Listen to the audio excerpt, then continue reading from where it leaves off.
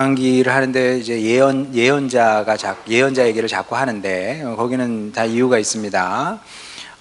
말은 열왕기인데 사실 열왕기를 이끌어가는 가장 핵심적인 역할을 하는 사람들이 예언자거든요. 그래서 예언자를 알아야 열왕기뿐만 아니라 이스라엘 역사의 흐름을, 또 역사에서 중요한 게 무엇인지 포인트를 알 수 있기 때문에 그렇습니다.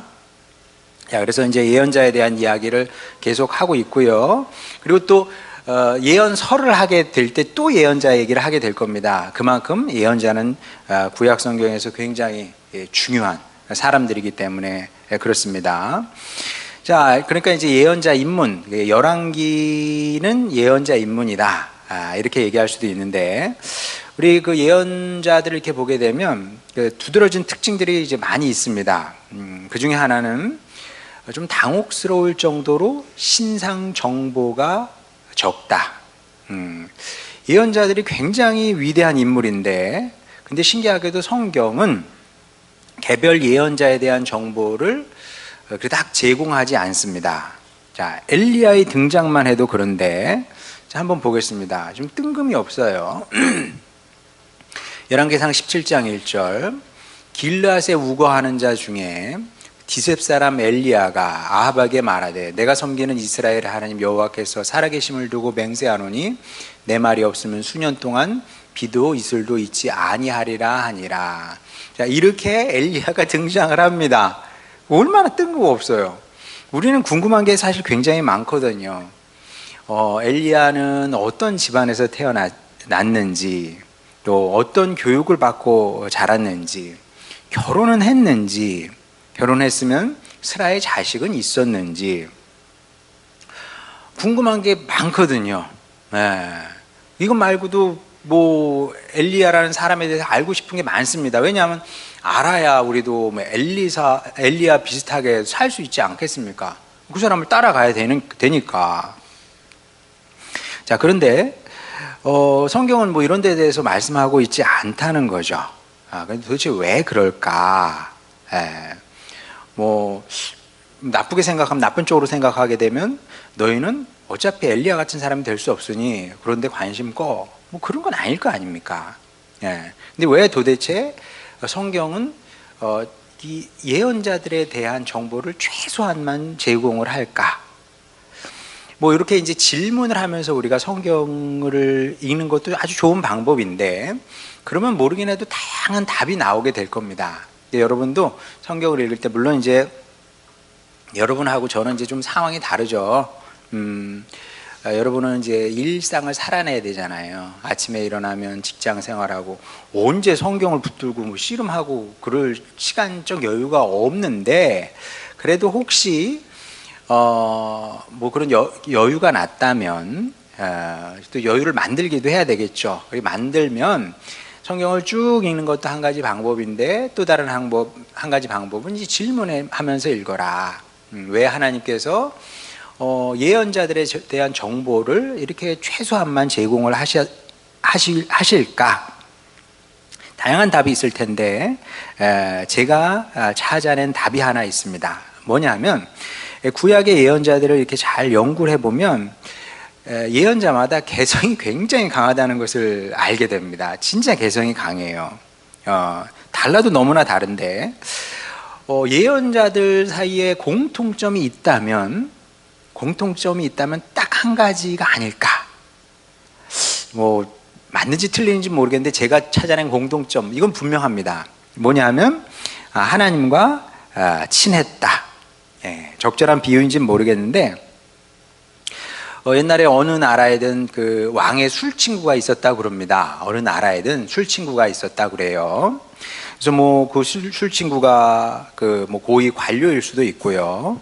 뭐 아니면 뭐 특별한 관직을 갖고 있지 않는 사람일 수도 있는데, 중요한 것은 무엇이냐면 임금님이 마음을 터놓고 무슨 얘기든 할 수 있는 사람인 거죠. 무슨 얘기든. 그러니까 그만큼 신뢰하는 거예요, 그 사람을. 그래서 자신의 고민, 자신의 약점, 뭐 뭐든 얘기할 수 있는 사람인데, 예언자들이 하나님께는 이제 그런 사람들이었던 것 같다. 가장 친해서 속마음을 터놓고 얘기할 수 있는 사람. 하나님께서 아무하고나 이렇게 다 얘기할 수는 좀 없잖아요. 여러분도 아마 그럴걸요. 내 마음을 솔직하게 터놓고 얘기할 수 있는 사람이 세상에 몇 명이나 있겠어요. 그 뇌과학자 김대식 교수님은 그런 얘기 하더라고요. 그분이 우리 나이 비슷한 것 같은데, 제 나이 비슷한 것 같은데, 우리 나이 되면은 사실 뭐 친구가 없잖아요. 외롭습니다. 그래서 이제 뭐 챗 GTP하고 이렇게 대화를 한다고 그러는데, 그 나이 먹으면은 마음 터놓고 얘기할 수 있는 사람이 없고요. 그리고 뭐 말을 하고 나면 이렇게 쥐가 좀 찝찝해. 그 얘기를 왜 했나? 하지 말 걸 그랬나? 그 말이 또 잘못 와전이 돼가지고 일이 커지게 되면 어떻게 되지? 주로 그렇거든요. 그렇죠, 여러분? 내가 그 사람을 일정 부분 믿지 못하는 거지. 자, 근데 하나님께 예언자들은 이제 그런 사람들이 아니었던 거죠. 그 믿을 수 있는 사람, 신뢰할 수 있는 사람, 또 너무 친하고 사이가 좋아서 뭐든 말할 수 있고, 그리고 무슨 일이든 맡길 수 있는 사람, 그런 사람들이 예언자였던 겁니다. 자, 그래서 예언서를 잘 이렇게 읽어보게 되면 그 믿음에 대한 이해의 폭이 확 커지게 됩니다. 진짜. 자, 한번 볼게요. 자, 믿음은 성경적으로 보면 굉장히 관계적인 의미입니다.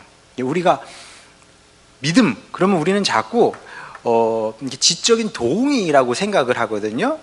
지적인 동의. 오케이, 그거 틀린 얘기는 아니죠. 맞는 얘기입니다. 그러니까 하나님이 살아계시다는 사실을 내가 믿어. 근데 지적인 동의잖아요. 예수님께서 나를 위해서 십자가에 달려 돌아가셨어. 그것도 믿음입니다. 그런데 성경이 말씀하는 게 믿음의 그 범위가 있거든요. 굉장히 이제 큰데 거기서 이런 지적인 동의가 차지하는 부분은 굉장히 작아요. 성경이 말씀하는 믿음은 관계적인 의미입니다. 그래서 이제 하나님과 예언자의 관계를 놓고 보게 되면 먼저 하나님께서 예언자들을 믿은 거예요.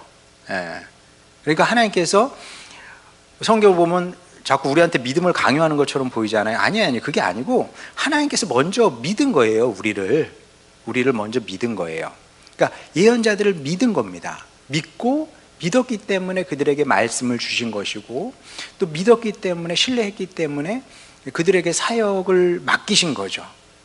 그래서 하나님께서 먼저 그렇게 하셨기 때문에 우리도 그분을 믿는 겁니다. 하나님을 신뢰해도 되고, 하나님으로서 신뢰해도 되고, 그리고 신실해도 되고, 신실해야만 하는 거죠. 그러니까 믿음은 신뢰의 의미고요, 그리고 신실의 의미이기도 하고, 신실이라는 것은 제가 늘 얘기하는 것처럼 이렇게 변덕 부리지 않는 거죠.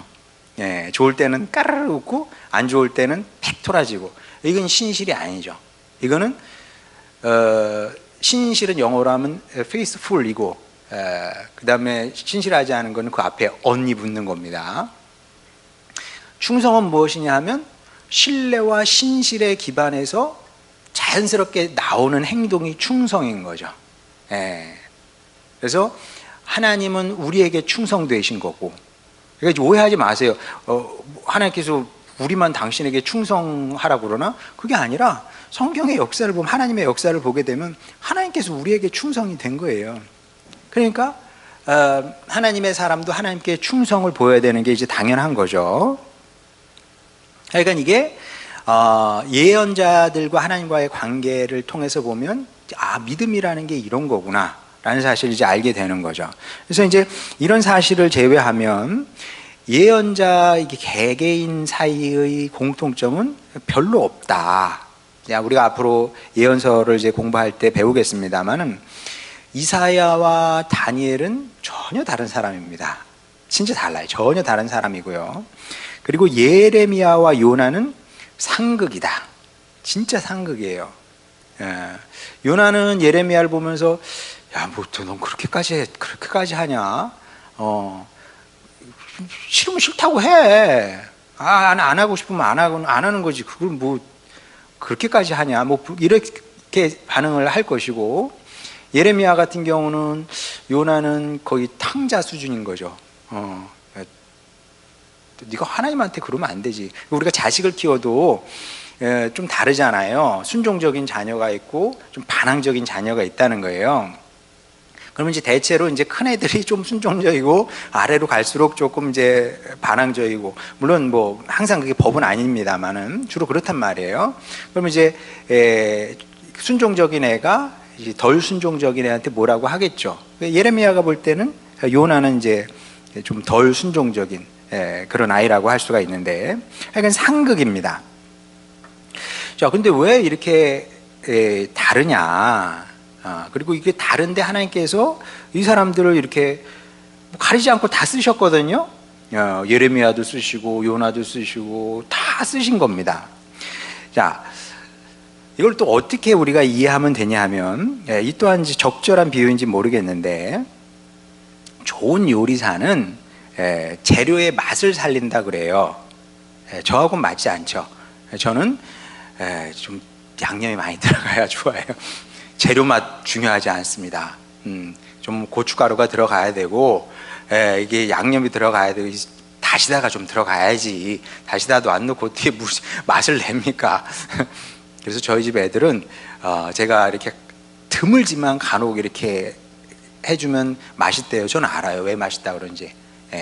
다시다 다시다 넣고, 그 다음에 연두 아시죠 여러분? 연두를, 국물 요리에는 연두를 넣으시면 아주 맛있어집니다.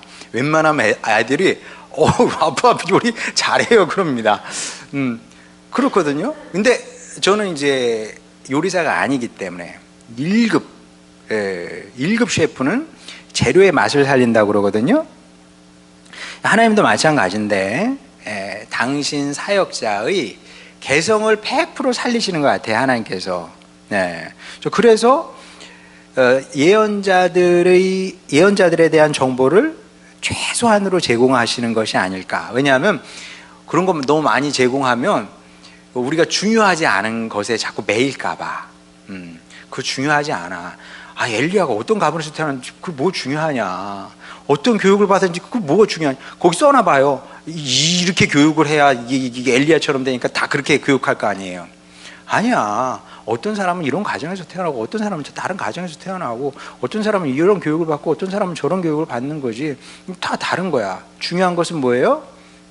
하나님과 친한 사람으로 사느냐, 그렇지 않느냐. 그게 다 중요한 거죠. 이걸 빼고 나면 사실 뭐 중요한 건 그렇게 없는 겁니다. 그럼 뭐 우리가 굳이 뭐 엘리야처럼 될 필요가 없어요. 뭐 엘리야처럼 해야 기적이 일어나는 것이고, 또 그렇게 또 엘리야처럼 살아야만 하는 것이고, 그게 아니라 하나님께서 나를 이런 사람으로 만들어 놓으신 거거든요. 그러니까 이제 제가 뭐 다른 교회를 비판하려고 하는 얘기가 아니라, 이제 교회가 커지잖아요. 그러면 다 이렇게 목사님을 따라하려고 하는 경향이 생깁니다. 저 어떤 큰 교회, 여러분 뭐 아실지 모르겠는데, 그 교회는 이렇게 담임 목사님이 찬양할 때 이렇게 보고 이렇게 찬양을 합니다. 이렇게. 그러면 다 이렇게 여기다 손 놓고 막 이렇게 해요. 그럴 필요 없어요. 그 담임 목사님만 그렇게 하면 되는 거지. 굳이 다 뭐 이게 할 필요가 없고, 말투도 따라하고, 믿습니까? 믿으시면 아멘. 이렇게 할 필요가 없는 거예요. 뭐 담임 목사님은 그렇게 하는데 나까지 그렇게 할 필요가 뭐가 있겠습니까? 그래서 나는 내 사람마다 채취라는 게 있거든요. 하나님은 그것을 100% 존중하셔서 나로 살면서 나에게 맞는 방식으로 하나님께서 우리를 이제 쓰시는 거죠. 자, 그러면 하나님은 그 예언자들을 통해서 이제 어떤 일을 하고 싶으셨던 것이냐.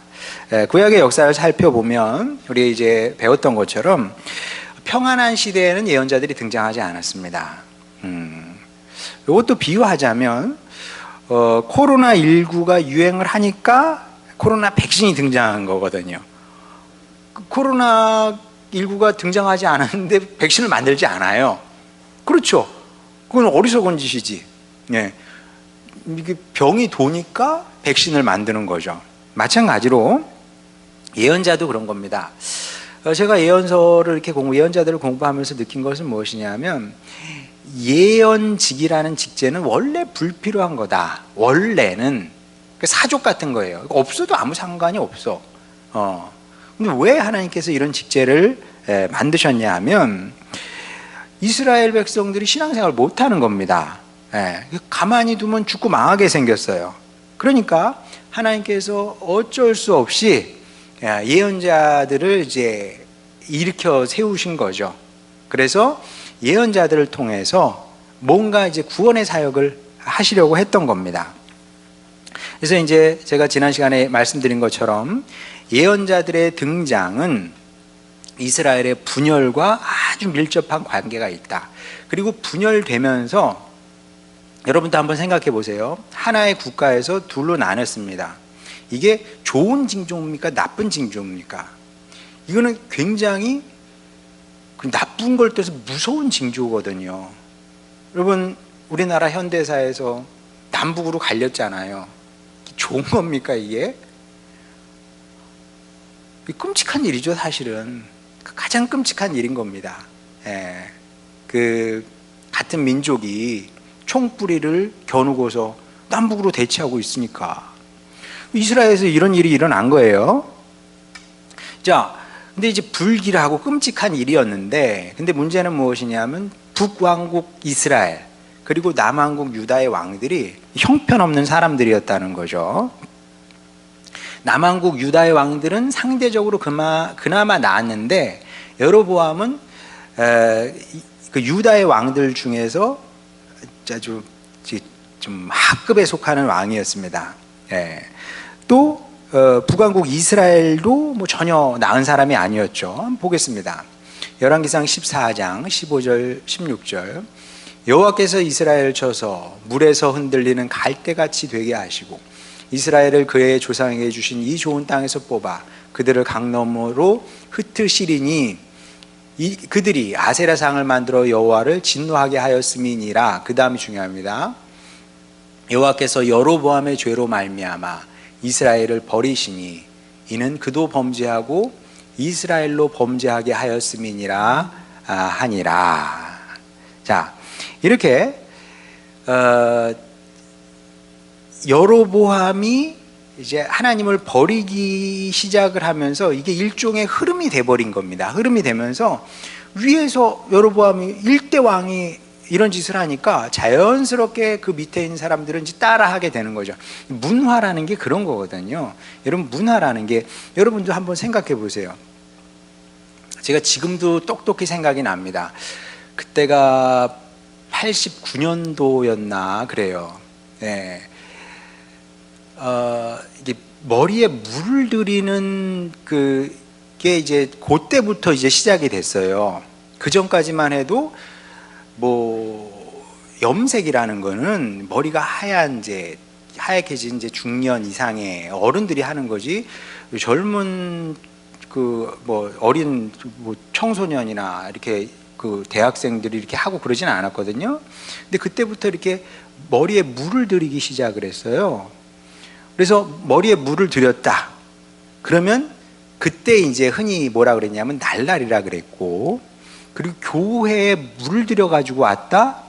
그러면 물 들였구나. 그리고 가서 몹쓸 그게 물이 들었다고 이제 수군수군 그랬거든요. 지금 그래요, 안 그래요? 아무도 안 그래. 어라, 우리 딸도 머리 염색했네. 지금은 너무나 자연스럽게, 너무나 자연스러워. 누가 뭐 머리에 염색했다고 그래가지고 뭐라 그러잖아요. 심지어 지금 저는 뭐 솔직히 좋아 보이지는 않던데, 요걸 뭐라 그래. 한 줄만 이렇게 하얗게 이렇게 하고, 또 뭐 회색으로 싹 하고 이렇게 한단 말이에요. 개인적으로 예쁘진 않아요. 근데 그게 그래서 날라리라고 한다든지 그렇게 생각은 하지 않습니다. 저 그렇게 보수적이지 않아요. 다만 보기에 저건 안 예쁜데 왜 이렇게 한 줄만 이렇게 했을까? 그렇게 생각을 할 뿐이지, 그걸 무슨 그건 개인 취향이니까 얼마든지 그렇게 할 수 있어요. 그러면서 이제 문화가 되는 거거든요. 모든 그런 겁니다. 처음에는, 처음 한 사람은 이상한 사람이야. 근데, 어라? 저게 돼? 하면 두 사람, 세 사람, 네 사람 따라 하다 보면 그게 문화가 되는 거거든요. 르호보암이 그런 문화를 만들게 됩니다. 예. 그러다 보니까, 아니, 대장이 하니까 그 밑에 따라오는 왕들은 얼마든지 할 수 있게 되는 거죠. 그러면서, 이게 죽음의 그림자, 멸망의 그림자가 이스라엘에서 어른거리기 시작할 때 하나님께서 이제 예언자를 보내기 시작을 하는 거죠. 그러면서 이제 본격적으로 르호보암, 여로보암 시대부터 예언자들이 나타나서 사역을 하기 시작을 합니다. 그리고 그 예언자들은 이스라엘이 멸망할 때까지 아주 지속적으로 일하게 되고 그 너머까지 사역을 하게 되죠. 자, 근데 여기서 이제 이스라엘의 역사를 조금 알 필요가 있는데, 제가 BC 922년에 분단이 됐다 그랬어요. 그럼 이제 북이스라엘, 남이스라엘이 갈린 게 BC 922년. 자, 그러면 북왕국 이스라엘은 몇 년 정도 지속이 됐을까요? 자, 요 정도 지속이 됐습니다. 북왕국 이스라엘은 주전 922년부터 722년까지 이렇게 지속이 됐습니다. 그래서 그 여로보암부터 호세아까지, 호세아가 이제 북왕국 의 이제 마지막 왕이었는데, 근데 이제 호세아 그러면 예언자 아닌가? 그렇게 생각하면 안 돼요. 이제 우리도 김철수, 그러면 김철수라는 사람이 우리나라에 많겠죠.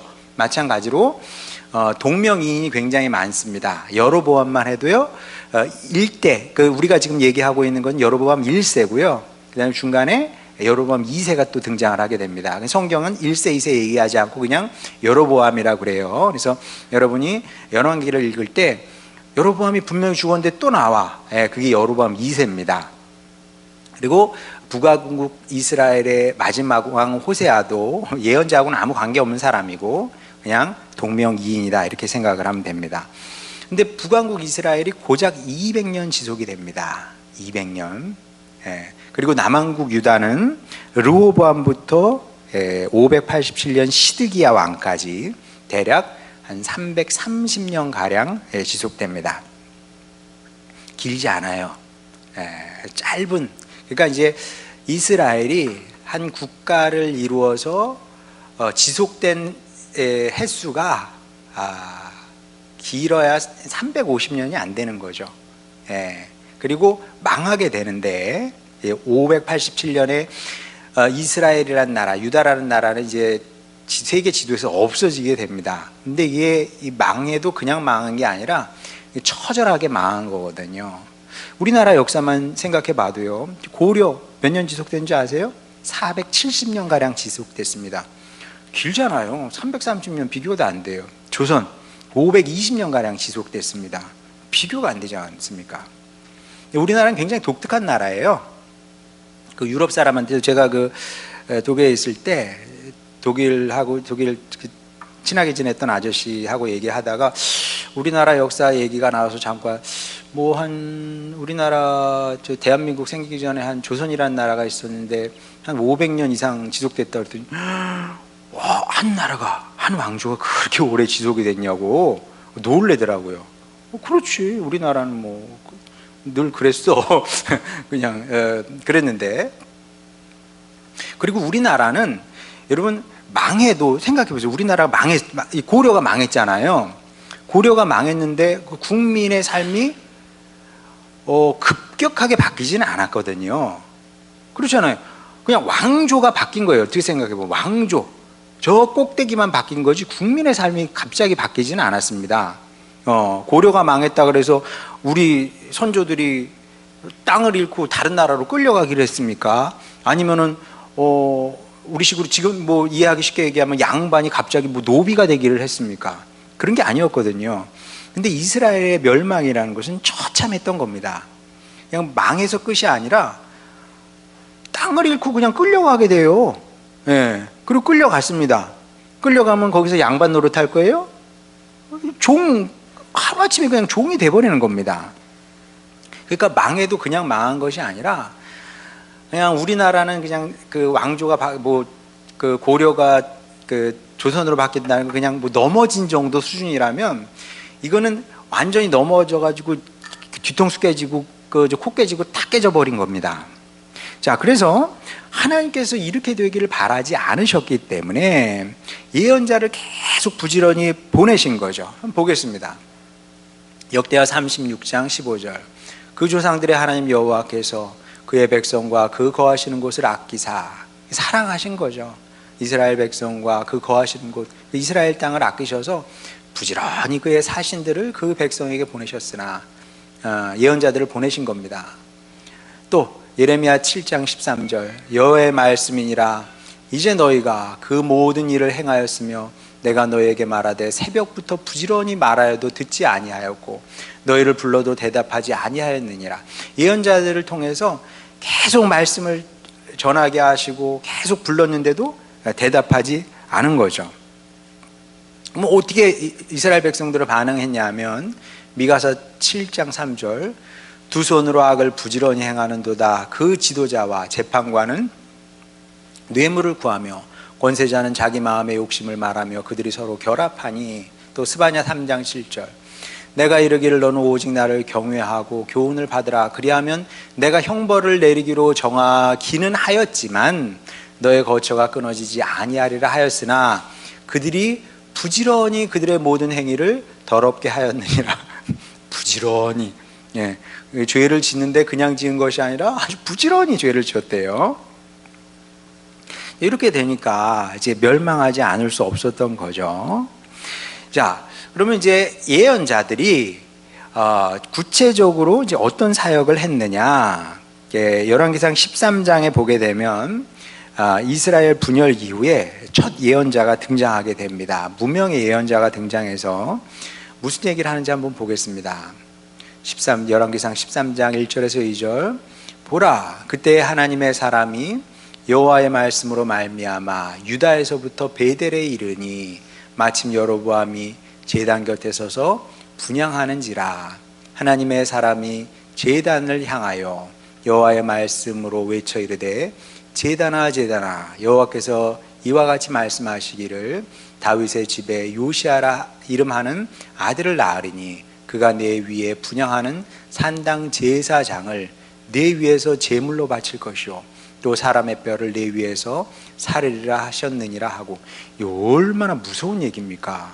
굉장히 무서운 예언을 하는 거예요. 그러니까 무명의 예언자가 여로보암에게 와서 이렇게 무서운 그 예언의 말씀을 한 거거든요. 자, 근데 여러분이 볼 때는 이게 뭐가 이렇게 잘못한 건가 싶을 수 있어요. 왜냐하면 여로보암이 제단 곁에 서서 분향하는지라, 예배를 드렸다는 거 아니에요. 그 뭘 잘못이야? 잘못이에요. 왜 잘못이냐면 우리 지난 시간에 배운 것처럼, 자 보세요.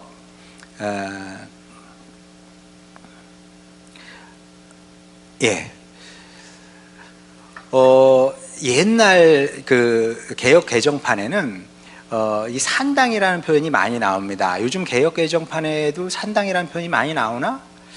저 어렸을 때 산당이라 그래서 당은 무당 이런 거 같고 무당 이런 거 같고 뭔가 산당 그러면은 뭐 선왕당 생각도 나오고 막 그랬었는데, 사실 이스라엘 왕들이나 이스라엘 사람들이 산당을 많이 세웠다는 얘기가 성경에 나와요. 왜 산당을 세웠냐 하면, 산당은 영어로 하면 이렇습니다. High places예요. 영어로 하니까 오히려 쉽죠. 높은 장소들, 모든, 그러니까 산당은 제단이에요. 예배를 드리는, 제사를 드리는 이제 제단인데, 그 제단이 어디에 있냐면 산에 있는 거예요. 산에, 높은 산에. 그래서 산당이고 영어로는 high places가 되는 건데, 원래는 하나님의 백성은 예루살렘에 가서 예루살렘 성전에서 예배를 드려야 되는 겁니다. 근데 현실적으로 쉽지 않아요. 왜냐하면 우리가 아까 지도도 봤습니다만 갈릴리 사는 사람들이, 저 북쪽 지파 사람들이 예루살렘까지 내려가려면 그건 굉장히 긴 거리거든요. 그러니까 그게 이제 하나님도 그걸 아세요. 그래서 이제 율법의 말씀에 뭐라 그랬냐면 남자는 1년에 한 번씩만 주님 앞에 내 모습을 보여라. 그게 이제 합리적인 권고죠. 왜냐면 내가 생활하기도 힘든데 오늘 열심히 해야 내일 먹을 수 있는 그 밥을 얻을 거 아닙니까? 그거 매달 갈 수가 없는 거예요. 자, 근데 1년에 한 번 가기도 쉬운 일은 아닙니다. 그러니까 여로보암이 꾀를 생각해낸 거죠. 여러 가지 이제 계산이 섰던 겁니다. 굳이 예루살렘까지 갈 필요가 뭐가 있냐? 높은 데다가, 왜 높은 데입니까? 왜 높은 데냐면 하늘하고 가깝잖아요. 하나님은 하늘에 계시기 때문에 하늘하고 가장 가까운 곳, 산 높은 곳에서 제단을 쌓고 제사를 드리면 돼. 근데 문제는 뭐냐면 그냥 제단만 있으면은 뭔가 이 권위가 떨어져. 그래서 모든 제단에다가 뭘 갖다 놨냐면 그 송아지를 갖다 놓은 거예요. 송아지를 갖다 놓고 이게 여호와라. 이제 백성들에게 그렇게 교육을 하고 주입을 하는 거죠. 그 예루살렘 성전까지 갈 필요가 없어. 그 송아지에게 예배 드리게 되면 하나님께서 받으시는 거야. 뭐 이런 식으로 이제 논리를 폈던 겁니다. 그러니까 여로보암이 완전히 새로운 종교를 만든 거죠. 그래서 이제 이 새로운 종교를 통해서 자신의 왕권을 이제 든든히 하고 싶은 그런 생각이었던 겁니다. 그래서 이제 결국은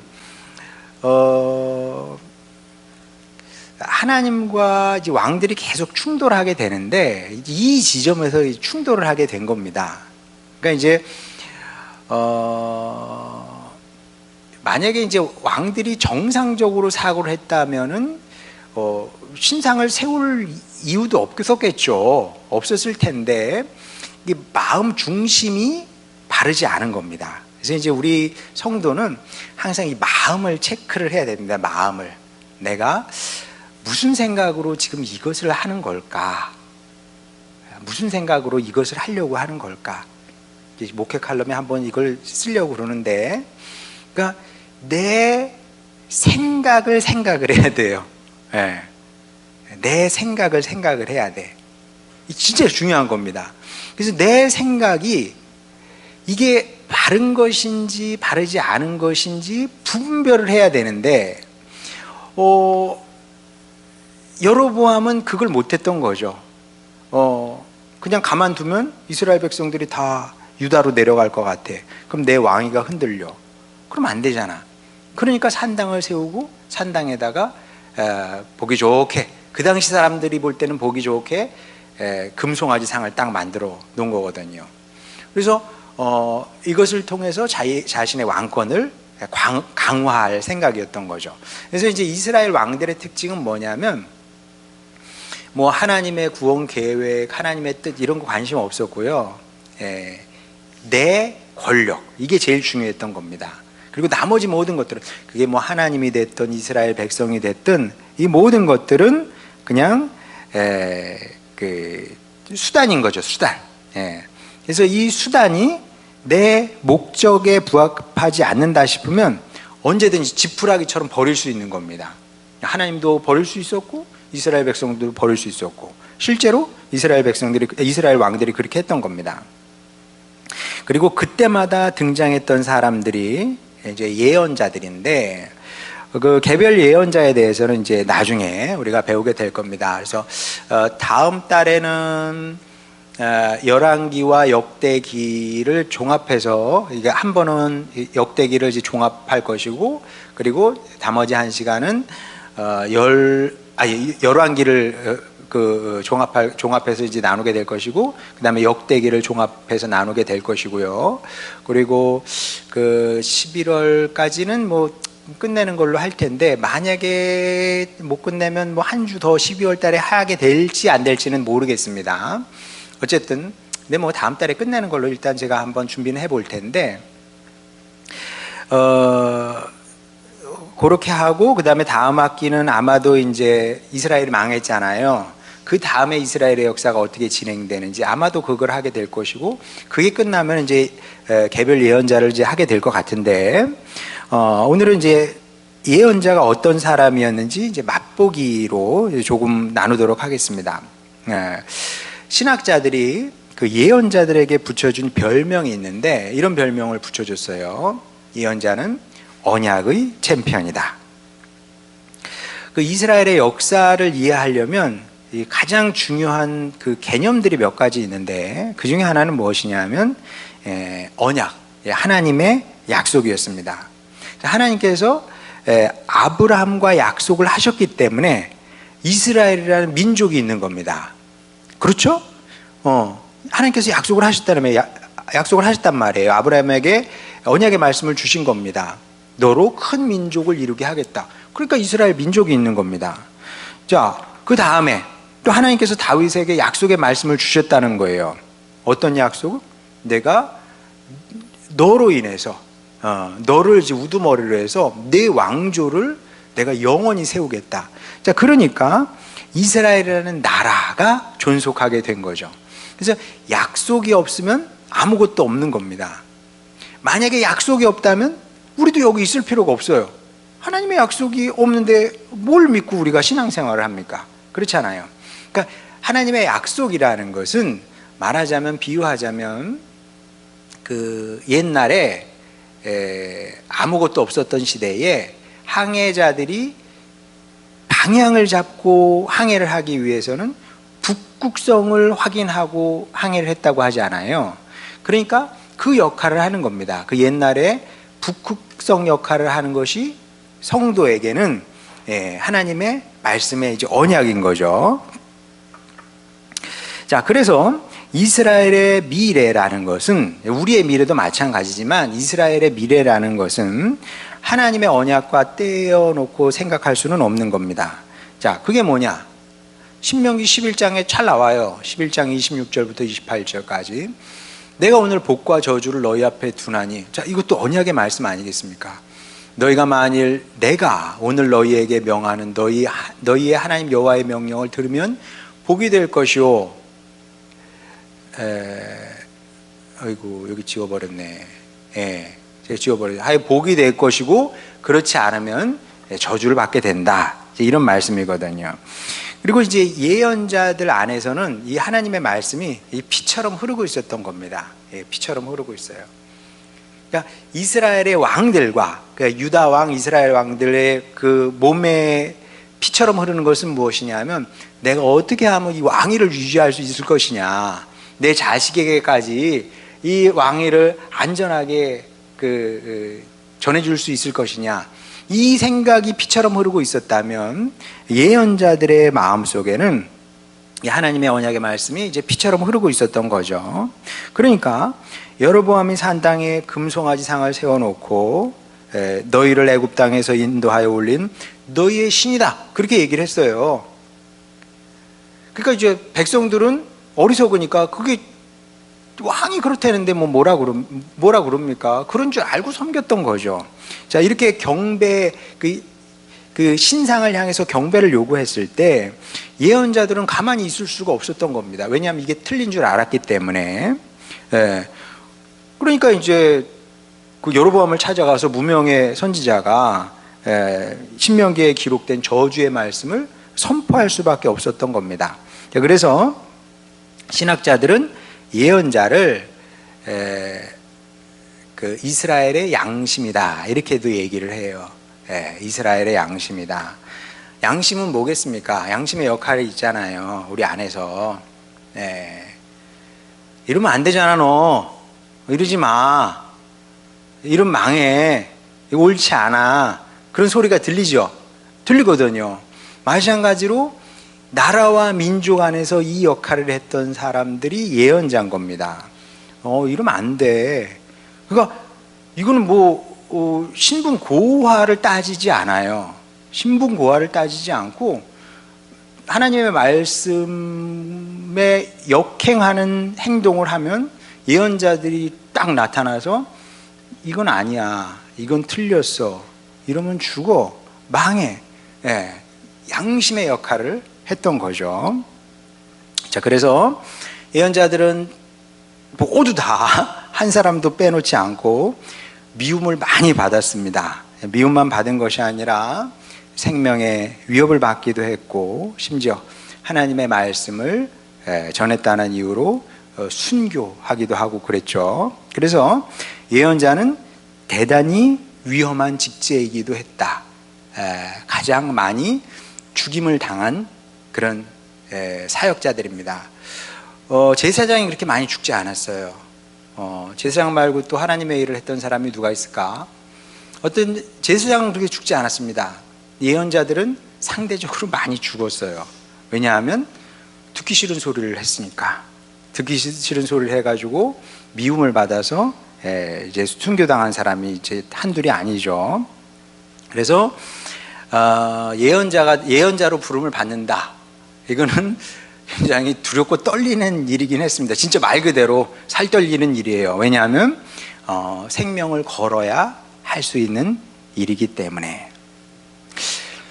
자, 이 강의를 준비하면서 저는 이제 제 자신을 돌아봤는데, 저는 어떤 사역자일까, 그런 생각을 합니다. 뭐 여러분도 그런 생각을 하겠죠. 뭐 저에 대한 우리 교회 목사는 이런 사람, 뭐 그건 안 중요한 건 아니지만 저에게 그렇게 크게 중요한 건 아닙니다.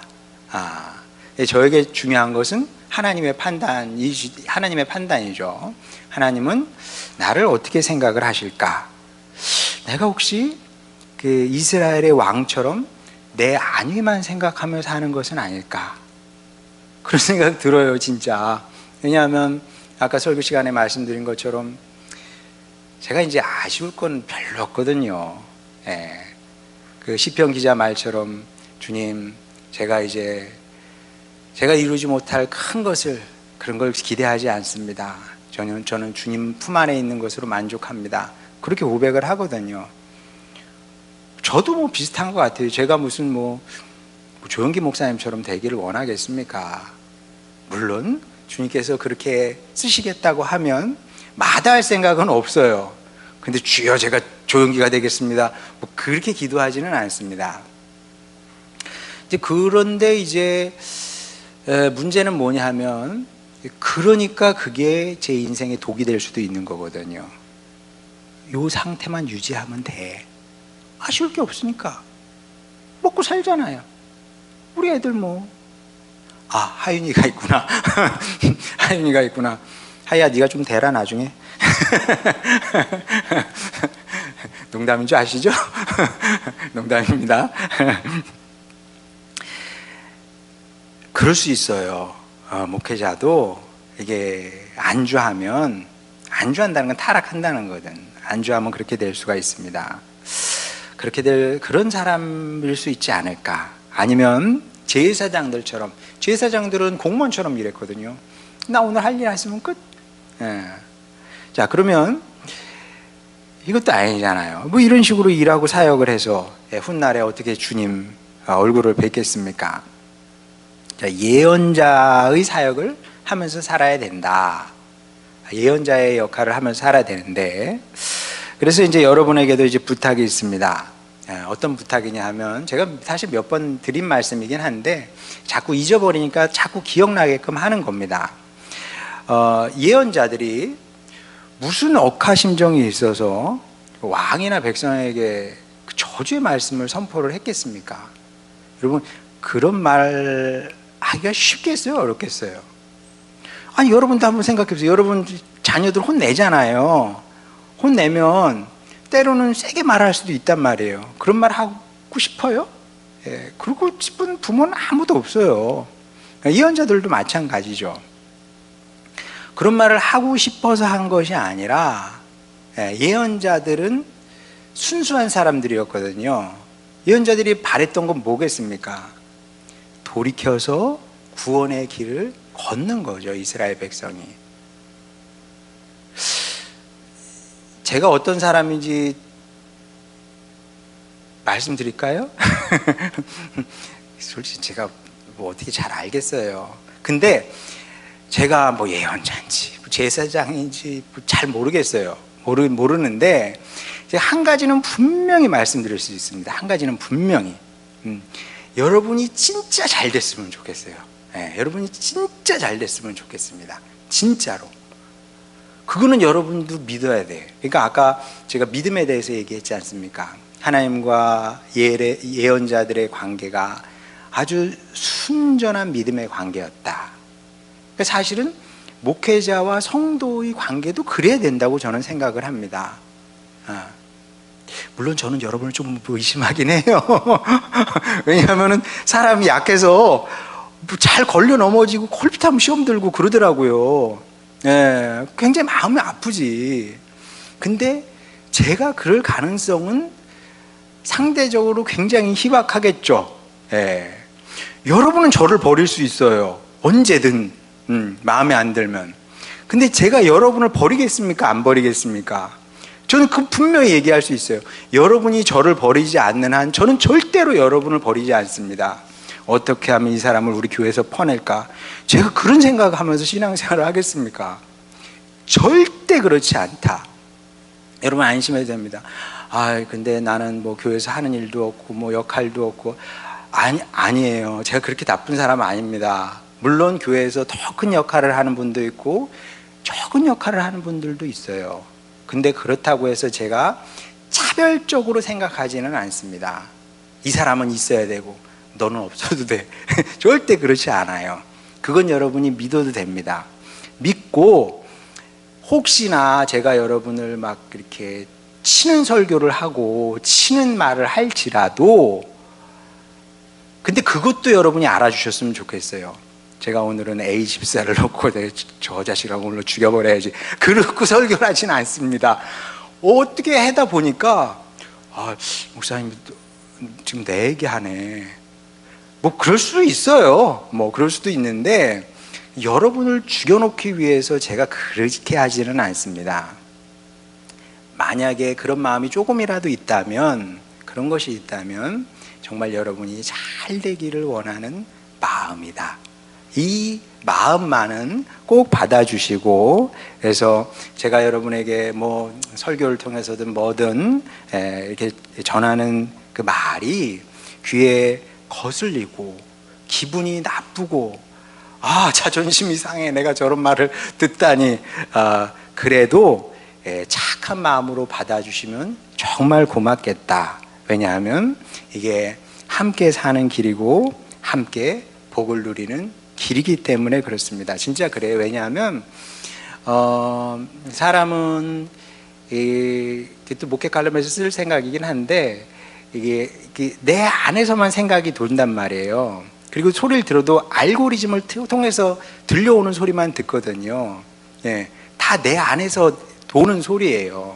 그게 아니라 전혀 다른 이 세상 너머에 있는 다른 소리가 들려야, 그 소리를 들어야 내가 바뀌고 변화되는 겁니다. 그 통로가 뭐예요? 그 통로가 뭐야? 내가 섬기는 교회 목사의 말을 듣는 겁니다. 뭐 그렇다고 해서 뭐 제가 전하는 게 모든 게 하나님의 말씀이라는 얘기는 아니긴 한데, 근데 맞아요, 여러분. 맞습니다. 그러니까 여러분 잘 겸손한 마음으로 착하게 들으시면 마치 예언자들의 말을 들은 이스라엘 백성들은 살았단 말이에요. 여러분도 그런 방식으로 살고 변하고 또 성숙한 성도가 되기를 주님의 이름으로 축원합니다. 꼭 이런 공동체를 만들어가는 우리 모두가 됐으면 좋겠습니다. 감사합니다. 오늘 여기까지 하도록 하겠습니다.